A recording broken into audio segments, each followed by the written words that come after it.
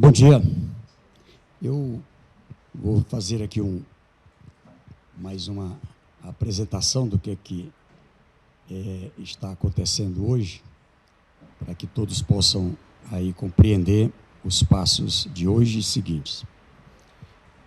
Hoje aqui nós inauguramos a primeira reunião virtual da força-tarefa do G20.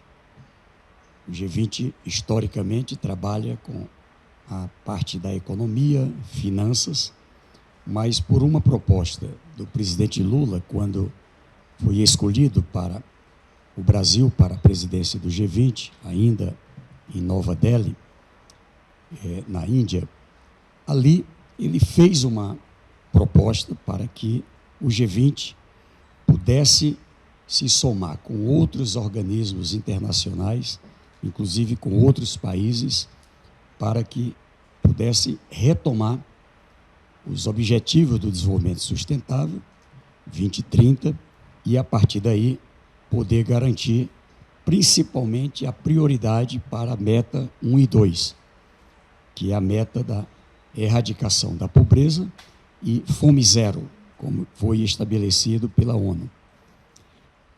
Então, participam todos os membros do G20, mas também outros países convidados e vários organismos internacionais. A União Africana, a União Europeia, por exemplo, mas vários outros organismos. Além de diversos países convidados e dezenas de organismos internacionais, como a FAO, o BID, o Fundo Monetário Internacional, o Banco Mundial, OMC, Unesco, a OMS, Unicef, dentre outros. Trata-se de uma reunião técnica para a discussão de como deve ser o termo de adesão dos países interessados em ingressar na Aliança Global contra a Fome e a Pobreza, iniciativa, como eu disse, proposta pelo presidente assim que assumiu a presidência do G20 em Nova Delhi, na Índia.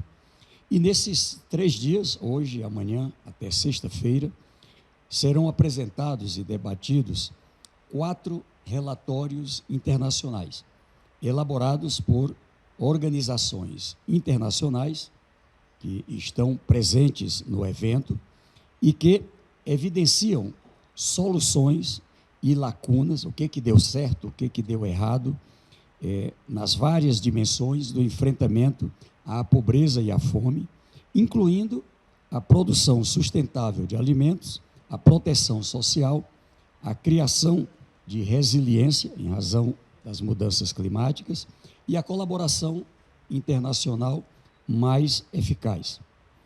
Esses relatórios, eles evidenciam a importância de termos uma gama de políticas públicas sustentadas pelo Estado, embutidas em um marco legal e com escala e financiamento suficiente. O que significa? A ideia de, a partir desses relatórios e de experiências de várias regiões do mundo, selecionar aquelas que têm maior eficiência, comprovado resultado. 2 exemplos a partir do Brasil, mas também de vários países. A transferência de renda condicionada, como é o caso do Bolsa Família e programas de vários países. A alimentação escolar é um outro programa que vários países e cidades do mundo já adotam. A atual realidade de múltiplas crises, incluindo a climática, ambiental, a econômica e os conflitos, as guerras, fez crescer novamente a fome, a insegurança alimentar e a pobreza. Hoje a renda dos mais ricos é 38 vezes, a renda dos mais ricos é 38 vezes maior que a dos mais pobres. Os 10% mais ricos do mundo detêm 76% da riqueza do planeta, enquanto metade da população, os mais pobres, 50% mais pobres, possuem apenas 2% da riqueza do mundo. Segundo a FAO, o Fundo da Alimentação da ONU, cerca de 735 milhões de pessoas no mundo, crianças, idosos, mulheres, em 2022, estavam passando fome. Em um planeta que produz amplamente a comida necessária para o sustento de todos e de todas. Reconhecemos que não cabe a esta força-tarefa, eu fiz questão de frisar, e outros membros que falaram também, hoje pela manhã, não cabe a esta força-tarefa abordar todas as frentes, não é, possíveis, todos os fatores desencadeantes da pobreza e da fome. Há muitos fóruns, e nós não queremos aqui substituir esses outros fóruns, e iniciativas trabalhando nisso. Por exemplo, a parte ambiental, e assim outras áreas. Reconhecemos isto, porém identificamos uma abordagem que, se bem trabalhada, pode ter um impacto tremendo na vida dos mais pobres e mais vulneráveis. A ação decisiva do Estado em seu favor, com políticas bem direcionadas e bem financiadas. Como diz o nosso presidente Lula, trata-se de colocar o pobre no orçamento e o rico no imposto de renda. Eu disse agora na reunião, é fácil? Não é. Mas é preciso, como ele diz, esse esforço, não é, de quem já tem uma condição de país mais desenvolvido e também de empresas, enfim, para que a gente possa alcançar resultados positivos. A exemplo de outros países, a nossa experiência no Brasil mostra o impacto na implementação de boas políticas públicas contra a fome e a pobreza. Quando tivemos uma boa gama de programas interligados com a participação e controle social, conseguimos vencer a fome e reduzimos a pobreza abaixo da metade. Isso iniciado ali em 2003, com resultados comprovados ali de 2014 até por volta de 2017. Em anos recentes, quando esses programas foram desvirtuados, eliminados ou deteriorados, a fome voltou e a pobreza cresceu. Estamos lutando agora para reativar esses programas e tivemos bons resultados em 2023, com ainda mais força, e tirar novamente o Brasil do mapa da fome. Com base nessa experiência, mas também na experiência bem-sucedida de muitos outros países, acreditamos que podemos reduzir enormemente a fome e a pobreza no mundo. O que queremos com a Aliança contra a Fome e a Pobreza é um mecanismo prático para mobilizar recursos financeiros e conhecimento de onde são mais abundantes e canalizá-los para onde são mais necessários, apoiando a implementação e a ampliação da escala de ações, políticas e programa no nível nacional, ou seja, cada país autonomamente, soberanamente, elabora o seu plano, atualiza o seu plano para quem já tinha, mas agora também podendo receber o apoio em conhecimento e também financeiro para que possa alcançar um resultado mais potente. Queremos evitar a duplicação de esforços e posicionar a Aliança Global contra a Fome e a Pobreza como um mecanismo que dará o impulso político necessário para mobilizar os fundos e mecanismos existentes e melhor organizá-los em torno de dois princípios. Primeiro, o foco nos mais pobres e vulneráveis, a ideia de não dispersar. 2, a implementação consistente de políticas nacionais, um plano, né, de cada país, mas acompanhado por esse conjunto que compõe a Aliança Global contra a Fome e a Pobreza. A aliança vai propor darmos as mãos para atingirmos nossa missão, o cumprimento dos Objetivos do Desenvolvimento Sustentável 1 e 2, a erradicação da pobreza e também a erradicação da fome. Os trabalhos desta força-tarefa terão continuidade ao longo deste ano, com novas reuniões, agora em março, entre o dia 20 e o dia 22, aqui em Brasília, no mês de maio, em Teresina, no meu estado do Piauí, e nossa expectativa é que tenhamos tudo conformado em julho, durante a nossa reunião ministerial no Rio de Janeiro.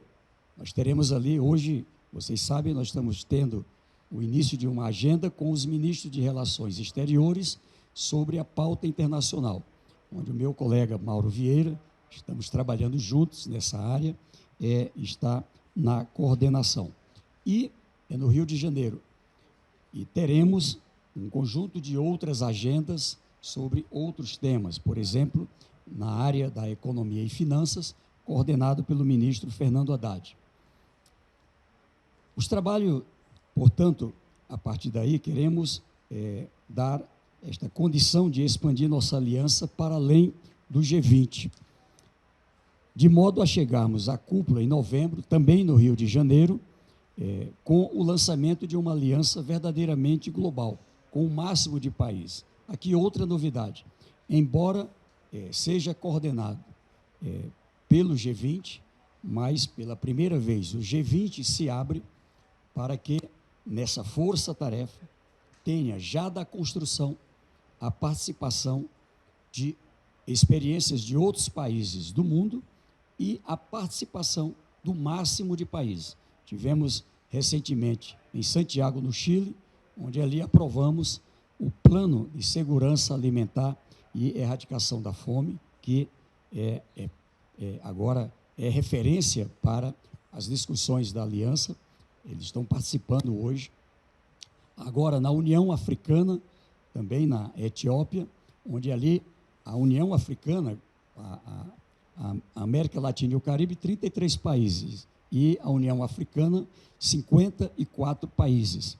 E ali se soma com a Liga Árabe, com o G7, há pouco eu vi ali a fala da representação do G7, dizendo que já criaram um grupo de trabalho para trabalhar sobre essa temática. Enfim, aqui na reunião de hoje eu tive a oportunidade de ouvir a representação da Indonésia, do México, da Itália, da França, ali dos Estados Unidos, da Arábia Saudita, da Austrália, e me alegra uma posição unânime de caminhar juntos com prioridade para a Aliança Global contra a fome e a pobreza. Nós temos hoje, como eu disse, 54 delegações, é isso mesmo? 54 delegações, e temos um número grande de países e organismos internacionais participando. Então, com essas palavras, eu abro aqui para as perguntas. Obrigado. Vamos abrir para algumas perguntas. Eu peço só que informe o nome e o veículo em que trabalha, e aí eu passo o microfone. Ele pediu aqui no começo, já te passo, Indiana. Olá, bom dia, Renan do Globo. Eu queria primeiro entender como é que pode estar sendo pensado aí o modelo de financiamento da aliança. Seria um financiamento conjunto, cada país colocando lá recursos diretamente, como seria? E outra questão é, em que medida os programas brasileiros ou de outros países que tiverem experiências positivas nessa seara, eles vão ser colocados em pauta? A gente pode estar falar de replicar esses programas nos países, em outros países, é isso? A proposta, como eu disse, é de garantir que a partir dos termos, a partir da pactuação, de quais as propostas que são mais eficientes, transferência de renda, apoio para a produção de alimentos, alternativas que têm condições de enfrentar com maior resultado os efeitos das mudanças climáticas, regiões com seca, quais os alimentos, quais os produtos que devem ser apoiados, que tenham uma condição melhor. Mas também propostas na área de capacitação. Os relatórios apresentados, eu vi ali um resumo, eles apontam, por exemplo, como exitosas experiências vinculadas à qualificação já integrada com as vagas de emprego que tem, muitas vezes, no próprio país, outras vezes, como nessa área das inovações tecnológicas, em outros países que abrem oportunidades. a integração de quem produz com quem transporta, com quem armazena, com quem industrializa e também quem comercializa. O mundo viveu uma insegurança alimentar também, por conta não só da pandemia, mas de várias situações de mudanças climáticas. E a ideia de reorganizar para que cada país tenha autossuficiência nesta área. Conhecimento, cito um exemplo, o Brasil, por exemplo, vai colaborar, já manifestou isso através do presidente Lula, com o conhecimento. A nossa empresa Embrapa, para citar aqui um exemplo, tem experiências que são aplicáveis a países com climas semelhantes ao Brasil. Regiões como da própria América do Sul, da África, da América Central, já temos algumas experiências de sucesso. A Fiocruz, para dar um outro exemplo, ela também vai colaborar com outros países nas áreas que ela tem maior conhecimento. E assim, em áreas como a educação, mas veja, a sua parte principal aqui, financiamento. Nos estudos apresentados, foi estimado que, pelos levantamentos, não é, desses organismos internacionais, a avaliação é que seriam necessários cerca de 79 bilhões de dólares por ano para que seja possível uma maior eficiência para alcançar o objetivo de tirar pessoas do mapa da fome e reduzir a pobreza até 2030. Ou seja, cada país faz o seu plano, esse plano leva em conta essa cesta de alternativas pactuadas, esse é um ponto que caminha fortemente, né, para um consenso, e a ideia é que ali tenha também um sistema de apoio técnico, de acompanhamento para alcançar os resultados. Nós vamos ter desde recursos que são não reembolsáveis e também financiamentos com taxas, com aplicação adequada. O presidente Lula levantou nas últimas agendas um problema e apontou uma solução. Os países mais pobres, é comum o problema do endividamento. Agora mesmo estivemos na reunião da União Africana, e lá foi dito que estes países, eles consolidando todas as dívidas, chega a 850 bilhões de dólares, com Banco Mundial, Fundo Monetário Internacional, com vários organismos financeiros. E a proposta é que esse recurso, ele possa, após o pagamento, retornar para o país sob a forma de investimentos em infraestrutura, em educação, em saúde, a partir de experiências que o mundo reconhece, tem efetividade, tem grande resultado. E, é claro, também outros países, eles podem fazer o seu plano, mas querem ajudar e não têm a condição de ajudar. Então, é possível também aporte para um determinado país que, ali com a sua experiência em alguma área, tecnologias, energias, várias áreas, possam ali apoiar outros países que precisam, não é, daquele conhecimento para a superação da pobreza e da fome. Bom dia, ministro. Diana Bom dia, Tomazelli, da Folha. Eu queria entender se, a partir da aliança e de toda essa discussão técnica, se pretende extrair algum tipo de meta coletiva, seja de resultado, seja de quanto que vai se levantar, tanto em termos de doações quanto de financiamentos, né? Se tem esse objetivo de chegar a um denominador comum, algo que seja palpável e medível, né, a partir do desenvolvimento desses trabalhos. Obrigada. Sim. A FAO, como eu disse, ela tem um último estudo divulgado de 2022, com o mundo acumulando 735 milhões de pessoas na situação de fome, na situação que já, inclusive, ameaça a vida. A meta é que possamos chegar em 2030 próximo de zero, o mais próximo possível de zero. A meta é fome zero. A própria FAO trabalha que o indicador é fazer com que cada país alcance abaixo de 2,5% da população no mapa da fome. Deve divulgar agora em julho o mapa da fome de 2023. O que evoluímos? Então, um país como o Brasil, nós encontramos com 33 milhões de pessoas passando fome. E agora, trabalhamos 2023 para a redução. Não sabemos ainda o patamar, mas tivemos redução. A meta também, hoje foi apresentado por vários países, começar a partir de onde a situação, vamos dizer assim, é mais, vamos dizer assim, chocante. Crianças que estão desnutridas, que passam fome, idosos, pessoas com deficiência, que nem muitas vezes condição tem de ir atrás de alimentos, ou seja, mas é o plano de cada país que, ao apresentar, gera uma consolidação com uma meta anualizada.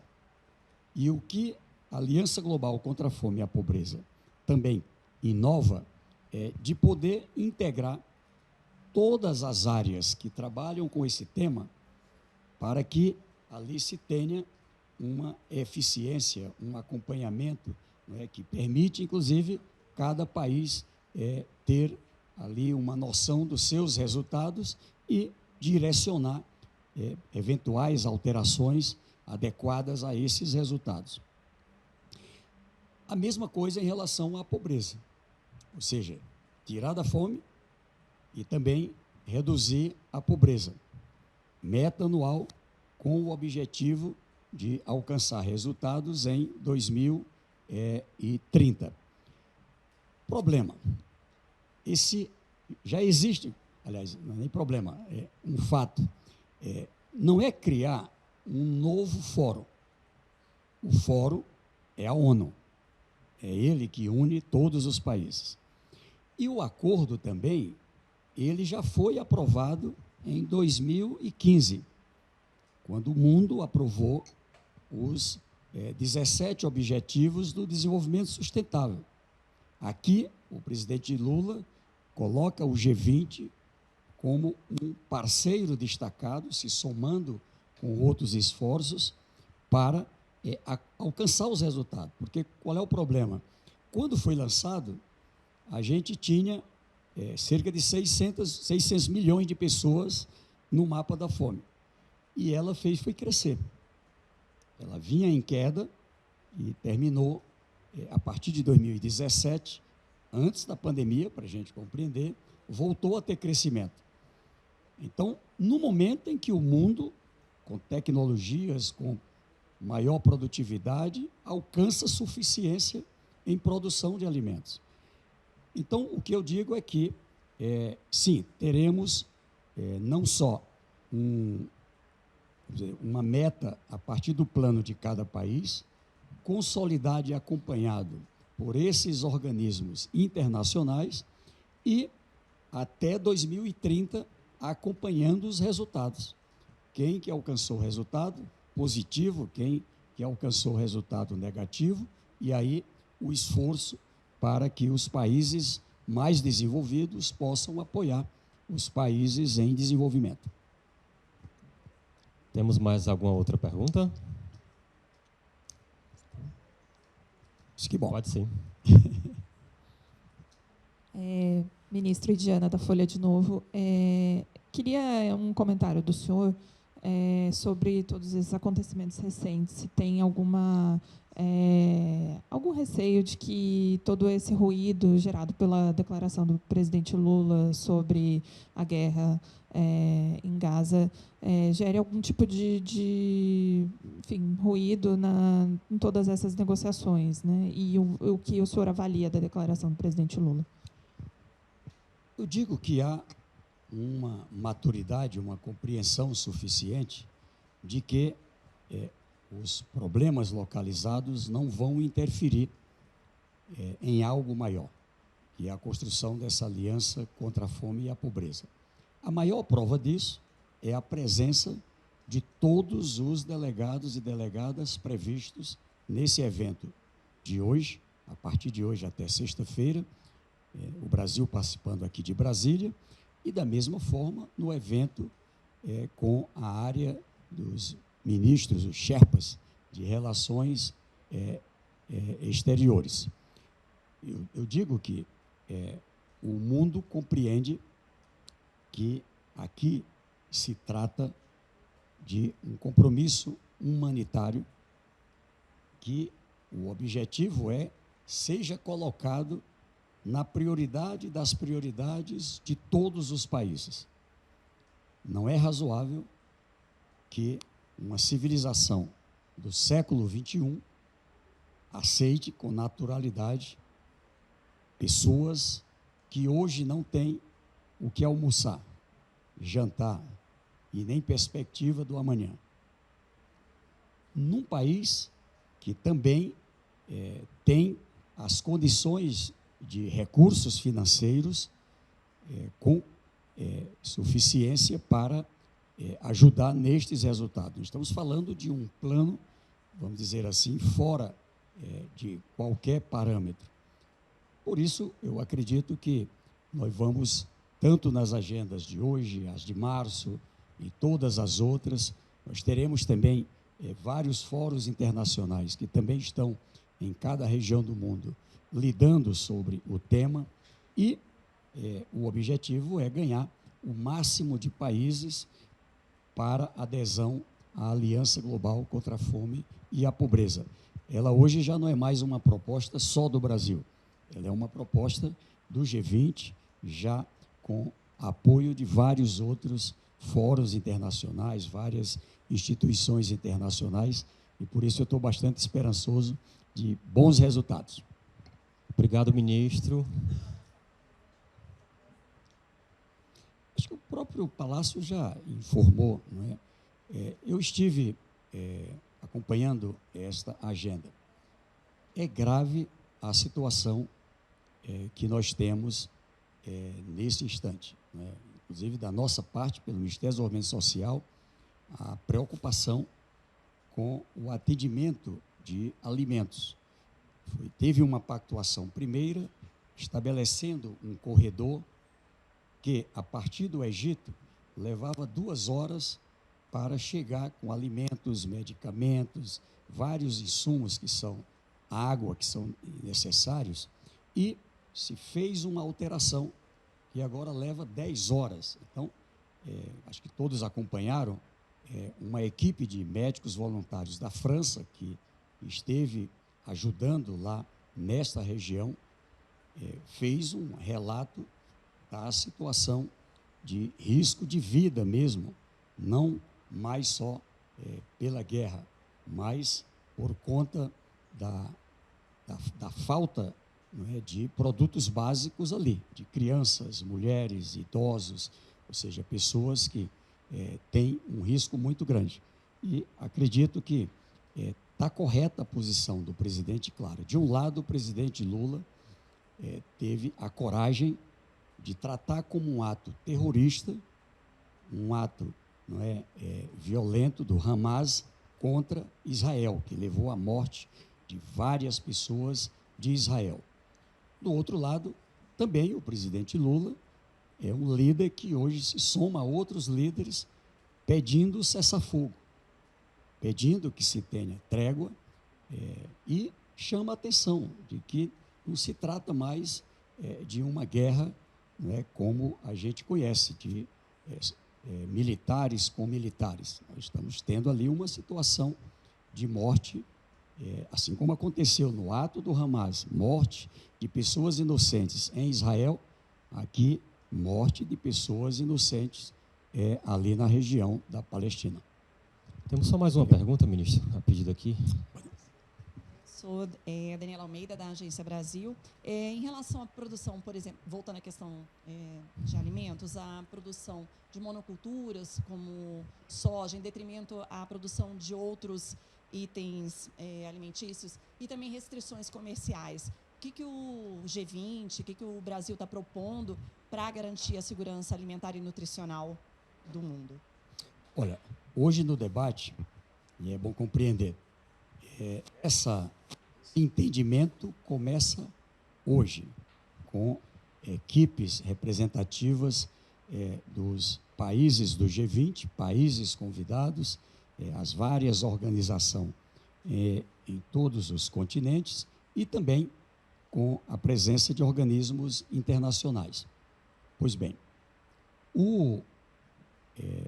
hoje foi levantado como prioridade a temática da alimentação saudável, ou seja, na pactuação da segurança alimentar, a total prioridade para a alimentação saudável.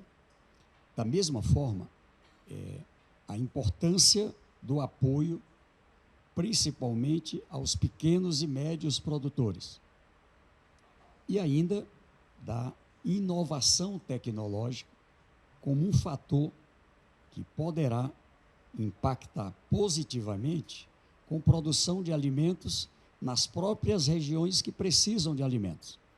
Um exemplo concreto foi citado, experiências na África, em que é possível multiplicar por 4, 5 vezes a produção de alimentos apenas com a tecnologia.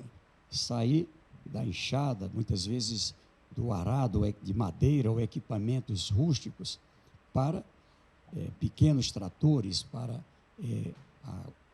o cuidado, não é, na correção do solo, e com isso garante a condição de suficiência alimentar ali naquela região, onde famílias produzem a sua alimentação e outras que produzem para o sustento da sua família e também já como um fator de renda para a comercialização. Nesse aspecto, países como o Brasil, mas também reconhecemos a experiência em outras regiões do mundo, têm ali bons resultados. Essa integração da alimentação escolar com a agricultura familiar, a produção, não é, de alimentos voltado para ter o apoio da parte de governos e do setor privado na hora da comercialização. Foi citado, me parece que pelo representante do G7, a importância de, nesse trabalho, além do apoio para a produção, resolver até a comercialização, com o beneficiamento, não é, com essa preocupação de alimento saudável ou não, porque é uma das dificuldades que os relatórios apontam dos mais pobres, até que muitas vezes consegue produzir, mas tem dificuldade na hora da comercialização. Ok, obrigado. A assessoria de comunicação do MDS fica à disposição para passar qualquer informação adicional para vocês, que vocês precisarem. Tá? Obrigado, Titi. Obrigado. Agradeço.